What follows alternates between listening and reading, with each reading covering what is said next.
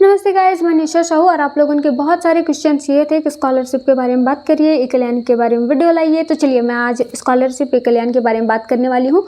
तो मैं बतला दूँ कि राज्य सरकार और केंद्र सरकार जो है मिल करके पोस्ट मैट्रिक जो है वो बीसी स्कॉलरशिप का फंड पास करती है, सीधी और सिंपल भाषाओं में।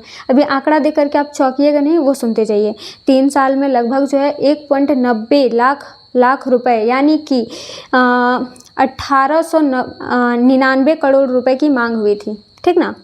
जिसमें से में केंद्र सरकार का हिस्सा 1140 करोड़ रुपए है। लेकिन अभी तक सिर्फ 160 करोड़ रुपए ही दिए गए, यानी अभी भी लगभग 980 करोड़ रुपए नहीं मिले हैं। सीधी और सिंपल भाषाओं में बात करूं तो फंड नहीं है गवर्नमेंट के पास। फंड मतलब पास नहीं कर रही है वो। फंड जैसे ही पास करती हैं हमें हमारा स्कॉलरशिप मिलना स्टार्ट हो जाएगा। बहुत सारे लोग ये बोल रहे हैं कि एटलीस्ट कम से कम, हाँ एक चीज़ और आप लोगों को ये भी जानना होगा कि केंद्र सरकार अब कितना फंड पास करती है, मतलब कि कितने परसेंट फंड पास करती है और राज्य सरकार कितने परसेंट फंड पास करती है। तो मैं बतला दूं कि राज्य सरकार जो है वो 40% फंड पास करती है और सेंट्रल गवर्नमेंट केंद्र सरकार जो है वो 60% फंड पास करती है। अब मैं बतला तो दी आप लोगों को कि अभी फ़ंड हमारे पास नहीं है, ऐसा बोला गया है, लेकिन फ़ंड उनके पास नहीं है तो फ़ंड कब आएगा इसकी कोई जानकारी, कोई पुष्टि नहीं की गई है।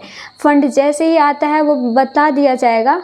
फ़ंड आने के बाद जो है, जैसे बहुत सारे लोगों का डीएलसी या फिर डीएनओ में जो अटका हुआ है, मतलब बहुत लंबे समय से, तो वो प्रक्रियाएँ बढ़ने लगेंगी, मतलब थोड़ा आगे आगे प्रोसीजर चलने लगेगा। तो उससे हमें ये समझना होगा कि फ़ंड आ चुका है।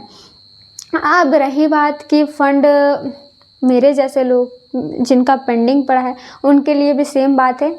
हमें भी, क्योंकि सरकार ना बुद्धि ये नहीं लगा पा रही है, वो क्यों लगाएगी, क्योंकि उनके पास फ़ंड ही नहीं है तो वो लगाना नहीं चाहती है।